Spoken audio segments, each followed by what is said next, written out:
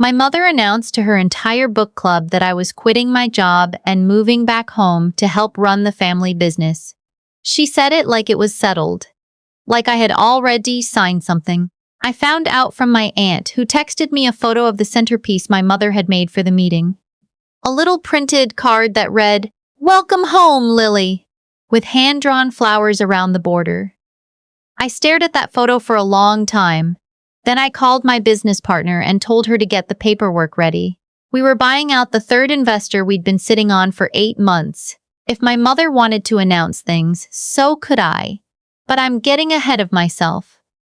Let me tell you how we got there. I had driven 4 hours to make it home for my grandmother's birthday dinner. Not because my mother asked me to. She never asked, she simply informed. But because my grandmother was turning 82 and she was the one person in my family who had ever looked at me like I was worth something. I'd been on a conference call for the last 2 hours of the drive, switching lanes on the highway with my phone propped on the dashboard, finishing the quarterly projections my investors needed by 9 the next morning.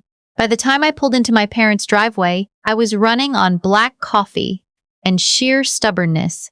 The house looked the same as it always did. White siding, black shutters, the rose bushes my mother kept trimmed to military precision along the front walk. She had always cared more about what the neighbors saw than what was happening inside. I barely made it to the porch steps before the front door opened. "You look exhausted," my mother said, but the way she said it wasn't concern. It was an opening statement. "Hi, Mom."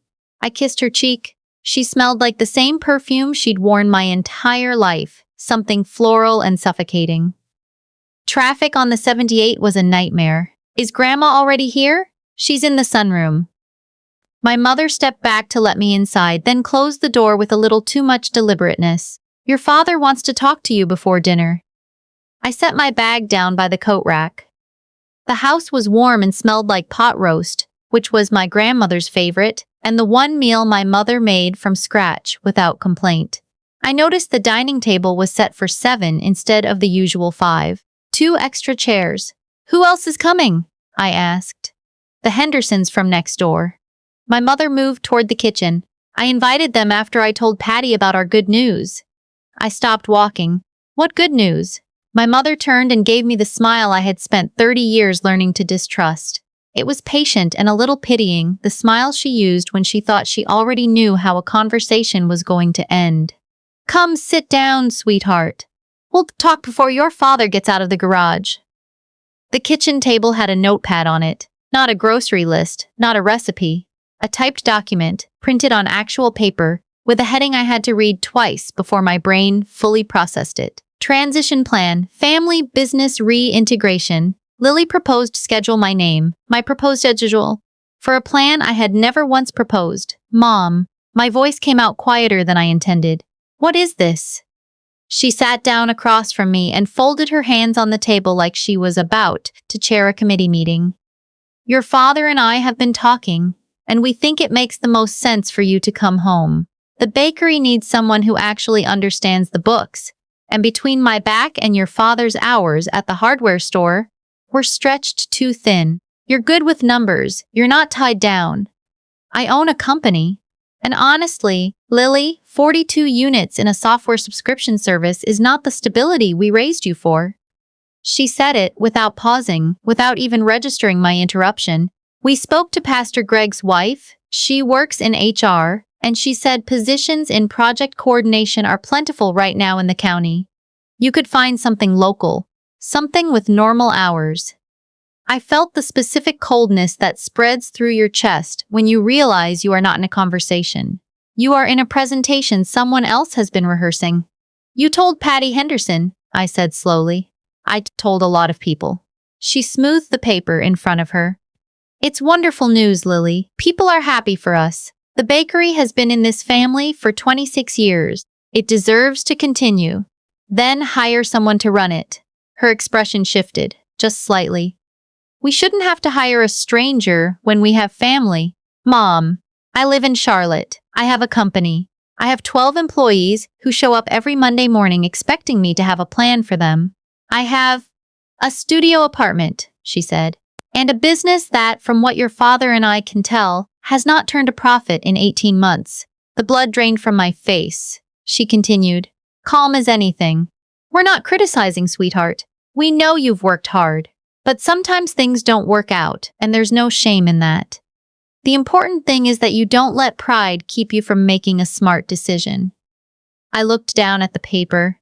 There was a bullet-pointed list under my name, suggested hours, suggested duties, a note that said bedroom prepared. Guest room converted back with a small asterisk pointing to may need to replace mattress, Lily to cover cost. I was supposed to pay for my own re-imprisonment. I didn't yell. I didn't cry. I folded the paper in half and set it on the edge of the table. I'm going to go say happy birthday to Grandma, I said. My grandmother was in the sunroom with a cup of tea, looking out at the backyard through the big picture window. She was small and sharp-eyed and had the kind of posture that made you sit up straighter just by being near her. She turned when she heard me come in and her whole face changed. There's my girl, she said. I sat next to her and she took my hand and I nearly lost it right there. I had been holding myself so tightly for so long, and she had this way of making the walls come down without even trying. Mom showed me the document, I said after a minute. My grandmother made a sound I can only describe as a very controlled sigh. I know. Did you know about it before tonight? I found out last week. She mentioned it like it was a done thing. She squeezed my fingers. I told her she was making a mistake. She told me I was romanticizing your independence. I looked out the window at the yard. My mother had planted new hydrangeas along the fence line. They were perfect, of course. She thinks the business is failing, I said. Is it? No. I paused. It was, for a while. About 18 months ago, we lost our biggest client, and I had to restructure everything, and it was brutal. But we got through it. We signed 3 new contracts in September. We're profitable as of last quarter. My grandmother nodded slowly. Does your mother know that? She never asked. She didn't say anything to that. She just looked at me with those sharp eyes and I knew she understood everything I wasn't saying. Dinner was its own particular kind of theater. My mother sat at the head of the table and steered the conversation the way she always did, gracefully and with complete authority. The Henderson couple, Patty and her husband, a retired electrician named Don, were warm people who had clearly been briefed on the situation because Patty kept giving me these soft, sympathetic smiles that made my skin crawl. It's so wonderful that you're coming home, Patty said at one point, reaching over to touch my arm. Your mother has been so worried. She said things have been really hard for you out there. I appreciate that, I said carefully. My father, across the table, was working on his pot roast with focused attention. He had a way of removing himself from uncomfortable situations by simply ceasing to participate in them. My mother had been running his household, his social calendar, and his narrative for 30 years, and he had learned to stay in his lane. The bakery could really use fresh energy, my mother said, smoothly redirecting. I've been thinking about adding a lunch menu. Lily has always had a head for operations. That sounds wonderful, Patty said. I put my fork down. Mom, can I ask you something directly? She looked at me. Of course, sweetheart. When did you decide this? When did you decide I was moving home? The table got very quiet. We discussed it, she said. No, you discussed it. I've never once said I was moving home. Not to you, not to Dad, not to anyone. I kept my voice level. It took a lot. You made an announcement to your book club. You invited the neighbors over to celebrate. You printed a document with my name on it. But you never asked me. My mother's smile stayed fixed. Lily, you don't have to be embarrassed. The Hendersons are family friends. I'm not embarrassed. I'm confused about why my name is on a plan I never agreed to. You need to come home, my mother said, and for just a second the pleasant veneer slipped and I heard what was underneath it. Not worry, exactly. Something harder. Something that wanted me small and close and manageable. You need this. You're exhausted. You're alone out there. You have been alone for 3 years, and you are clearly not okay, and if you would just stop being stubborn. I'm okay, Mom. You would see that we are offering you a lifeline. I looked at her for a long moment, then I pushed back my chair and picked up my plate. Excuse me, I said. I need some air. I went out the back door and stood on the porch in the dark. The October air was cold and sharp, and I breathed it in like I was trying to clear something out of my lungs. My phone was in my pocket. I pulled it out and opened my email. There was a message from my business partner, Rennie. She'd sent it an hour ago with the subject line, "Third quarter, final numbers. You're going to want to see this." I opened it. The attachment loaded slowly on my mother's Wi-Fi. When it did, I read the numbers twice. We had cleared $340,000 in net revenue for the quarter, our largest single quarter since we founded the company. I stood there in the cold backyard of my childhood home, reading that number, and I felt something clarify inside me. Not anger, exactly. Clarity, like the exhaustion and the confusion and the low-grade guilt I had been carrying for months, suddenly burned off, and what was left underneath was very simple. I called my business partner. "Did you see the numbers?" Rennie said when she picked up. "I'm looking at them right now. We need to talk about the Kellerman expansion. If we sign them before December, we're going to need to think seriously about office space." "Rennie," I said, "what's the status on the property in the South End?" She was quiet for a beat. "The commercial lease? The one we've been sitting on since August?" "Yeah. The landlord's been pretty patient. I think if we called him tomorrow—" "Call him tonight," I said. "Tell him we want to move forward. And can you pull together a proper investor packet? The full picture, Q3 numbers, 5-year projection, everything. Tonight?" "Tonight." Another beat. "Lily, is everything okay?" "Everything's fine," I said. "I just figured something out." I went back inside. My mother was collecting plates, moving around the table, with the precise efficiency of a woman who has never had to ask anyone to help her because she has already said exactly how things will be done. Patty Henderson was telling my father about her son's new job in insurance. My grandmother was watching me from her seat at the table. I caught her eye. She gave me the smallest possible nod. I didn't say anything else that night. I helped with the dishes. I sat with my grandmother while she ate her birthday cake. German chocolate, her favorite, the one detail my mother had gotten completely right. I kissed my grandmother goodnight and told her I'd call her during the week. She held my hand for an extra second before letting go. I drove back to Charlotte the next morning. My mother texted me 3 times before I hit the state line. "You left without finishing the discussion."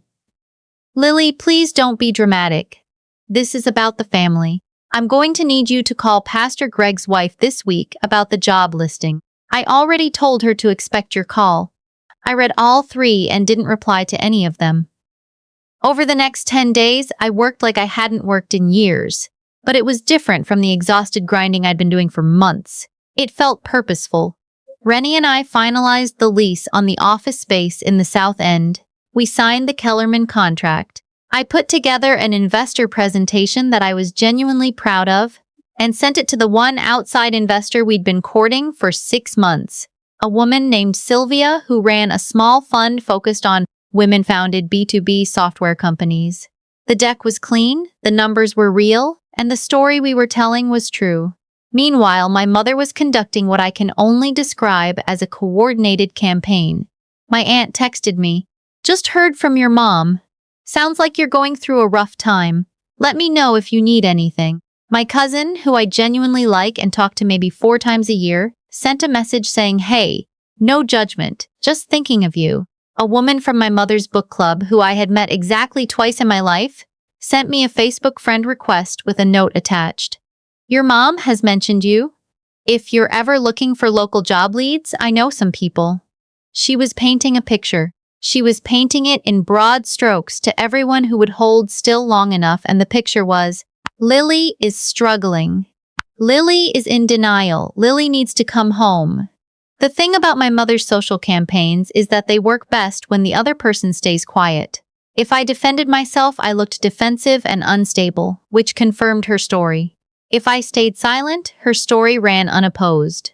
I had been quiet for years. I had let her version of my life stand as truth in certain circles because arguing felt like too much energy. I was done being quiet. I didn't post anything on social media. I didn't call anyone to set the record straight. I just focused on what I was building, and I waited. My grandmother called me on a Thursday evening. I was at my desk, eating leftover Thai food and reviewing a contract. Your mother is planning a dinner, she said without preamble. She's calling it a family meeting. She wants everyone there this weekend. She told your aunt and your cousin that you've agreed to a 6-month trial back home. I set down my fork. I never agreed to that. I know you didn't. A pause. She's going to bring the document again. She had it notarized. I stared at my apartment wall for a moment. My mother had taken a typed document that I had refused to discuss and had it notarized, as if notarization made it binding, as if a notary stamp could override the fact that I had never signed anything.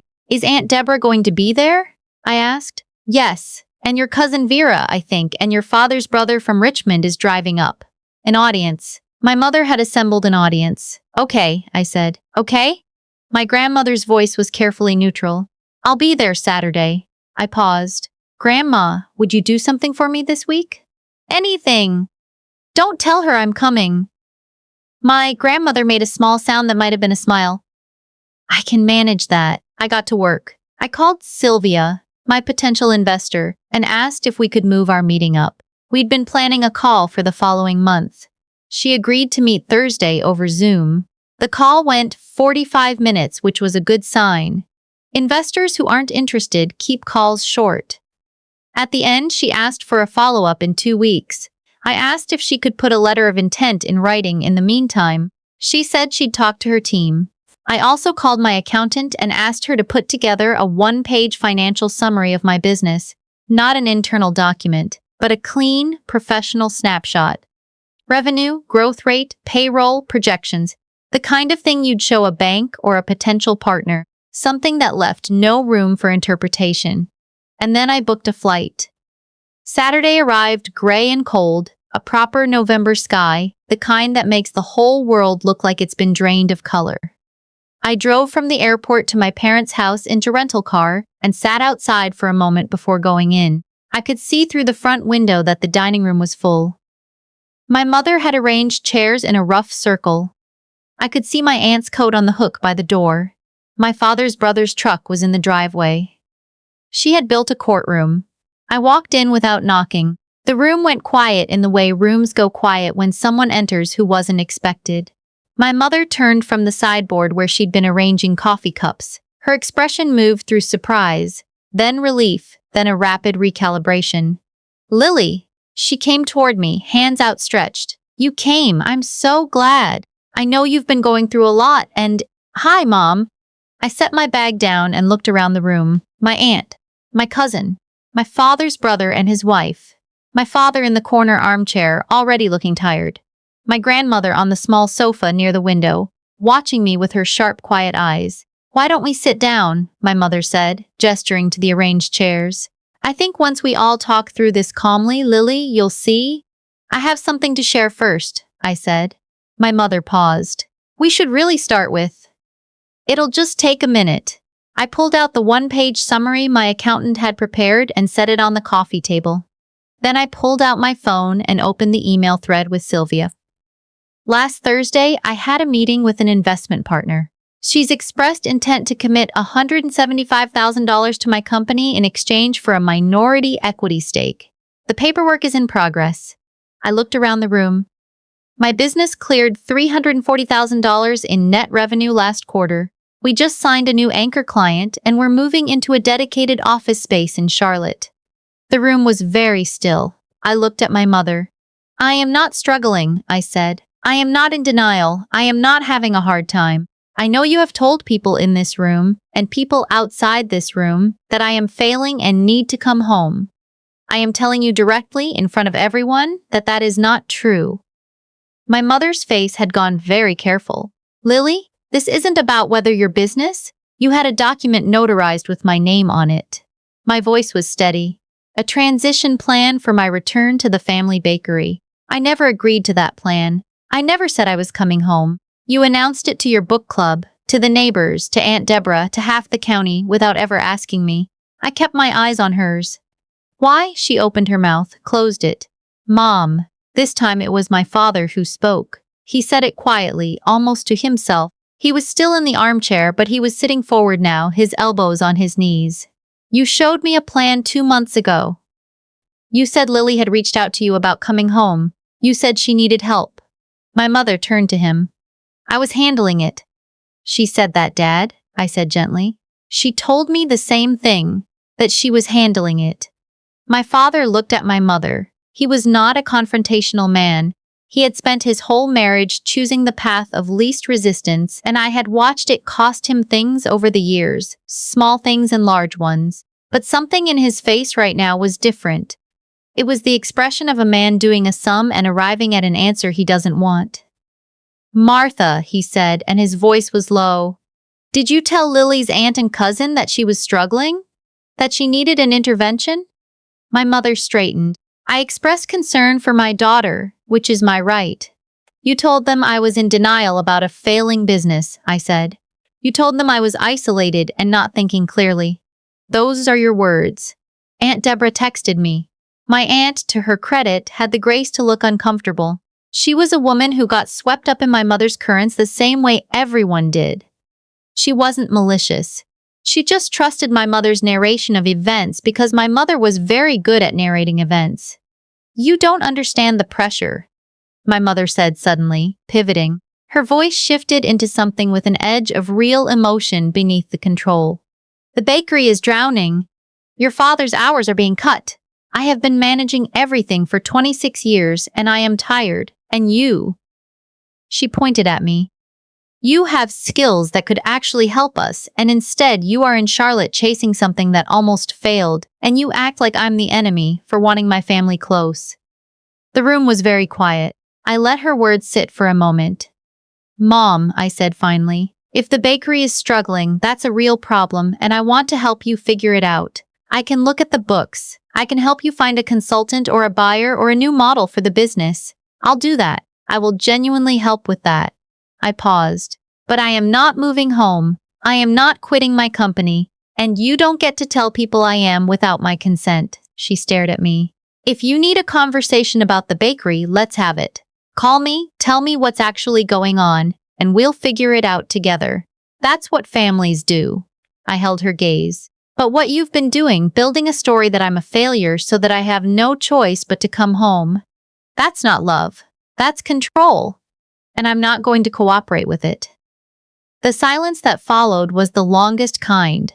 The kind where everyone in the room is deciding something. My father stood up from the armchair. He walked over to the coffee table, picked up the one-page summary my accountant had prepared, and read it. He read the whole thing. Then he set it down and looked at my mother.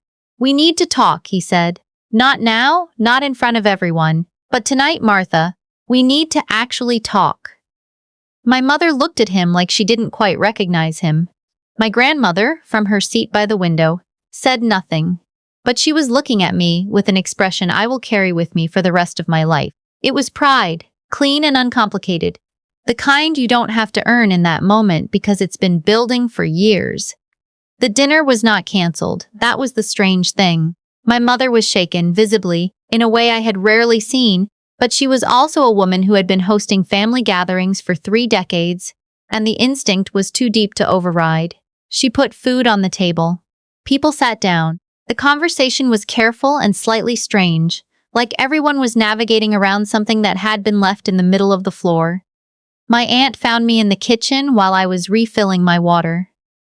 I should have called you, she said quietly. Before this, I took her word for it. I always do. I know, I said. She's very convincing. She is. She was quiet for a moment, looking at her coffee cup. Your business sounds like it's really doing well. It is, I said. I worked very hard to make it that way. She nodded. She didn't say anything else. She didn't need to. I drove back to the airport that evening. My grandmother walked me to the rental car and stood with me for a minute in the driveway in the cold. You did the right thing, she said. Did I? You told the truth in a room full of people who were more comfortable with the lie. She tugged my coat collar up against the wind, a gesture so small and so specific that my chest hurt. That's never the easy thing. I squeezed her hand. Come visit me in Charlotte. I'll take you to this bakery near my office. It's actually good. She laughed. A real one. Take notes. Maybe your mother could learn something. I flew home that night. My phone had a text from my mother that I read somewhere over the Tennessee border. You embarrassed me in front of my family. I hope you're satisfied. I thought about what to say for a long time. Then I typed, I love you, Mom. When you're ready to have a real conversation about the bakery, call me. I meant what I said. I sent it and put my phone face down on the tray table. 3 weeks later, my father called me on a Sunday morning. He'd been to the bakery with an accountant friend from his church, and he had a list of questions. Real questions, practical ones, about receivables and lease terms, and whether the Sunday brunch model made more financial sense than the current hours. We talked for an hour and a half. It was the longest real conversation we'd had in years. At the end, he said, Your mother isn't going to apologize. I know, but she did cancel the book club meeting she was going to call the planning session for Lily's homecoming. He was quiet a beat. I told her if she held it, I wasn't going to attend. I let that sit for a moment. Coming from my father, it was the equivalent of a declaration. Thanks, Dad. She's going to be difficult for a while, he said. She's always difficult. I love her anyway. He cleared his throat. I'm going to come visit, see the office. If that's okay. It's more than okay, I said. I'll make sure the good coffee is ready. Sylvia signed the investment agreement 6 weeks after that family dinner. Rennie and I stood in our new office space in the South End. Real desks, real chairs, a wall of windows looking out over the street. And we opened a bottle of Prosecco we'd been saving since we founded the company 3 years ago. It was a Tuesday afternoon, which felt exactly right. Big things that are actually earned don't always happen on the days you plan. My mother called that evening. She didn't ask about the investment or the office. She told me about a new recipe she was trying at the bakery, a seasonal pound cake with cranberry glaze, and asked if I thought it sounded like something people would order. I told her it sounded perfect for November and she should price it right. Because people in this economy will pay for something that feels like a real treat. We talked for 20 minutes. It wasn't an apology. It wasn't a resolution. It was just two people trying to find their way back to something that had always been a little broken and learning. Slowly, how to hold it differently. I hung up the phone and looked out the window of my new office at the street below, the people walking by in their coats, the last of the fall leaves still clinging to the trees on the block.